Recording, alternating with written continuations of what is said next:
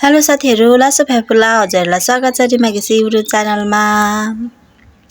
आज चाहिँ हामी नानीको स्कुल गइरहेको छौँ। नानीलाई लिएर नानी मानिक छिरेर लिएर बोकेर आइरहेछौँ। त्यसपछि चढ्यौँ गाडीमा। नानी हेलो भनिदियो भनेको मानेन हेर्दैछ, स्माइल गर्दैछ।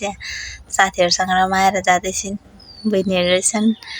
हेलो भन्दैछन् पछाडिबाट, भाउजू हामीलाई पनि खिचिदिनु भन्दै पुरा भिडियो गरिदिनु उनीहरूको पनि रमाइरहेका छन्। पुरा गाडीमा जानु पाउँदा केटाकेटी खुसी हुन्छन्।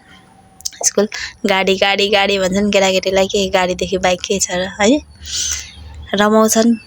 ललिपप चाहियो अरे उसलाई, नभएन उसको साथीहरू ललिपप खाएको, ललिपपै चाहियो अरे भनेर खाने, बत्ती बोल्ने ललिपप चाहियो अरे भनेर नानी केटाकेटीसँग स्कुल जानुपर्ने थियो, त्यही भएर स्कुल गयो। त्यसपछि लाग्यो हामी हस्पिटलतिर लाग्यो। नानीको स्कुल पुगेर हस्पिटल जानुपर्ने थियो नि त। अस्ति चेकअप गरेर आएको थियो, रिपोर्ट लिएर आएको थिएन। 3 दिनपछि रिपोर्ट लिन आउनुपर्ने थियो। रिपोर्ट आयो। त्यसपछि रिपोर्ट हातमा छ। रिपोर्ट लिएर अब डक्टरलाई देखाउनु पऱ्यो के भएको छ, कसो भएको छ होइन। अब हस्पिटल छिरिरहेको छौँ। एक्लै जाइ पनि गाह्रो छ। साथीहरू सबै आफ्नो आफ्नो काममा व्यस्त। हिँड्नुपर्ने बेला कोही हुँदैनन्।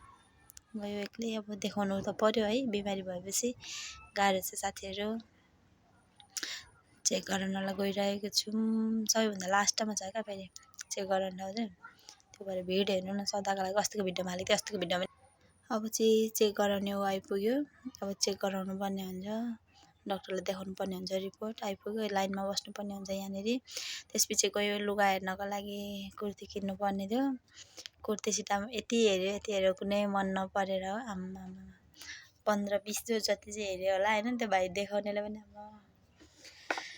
सबै देखाउँदै अब नखोला भनेको तिमी सबै खोलेर यहाँ हेर्नु न कति दाग रुङ लागेको छ कुर्ताको।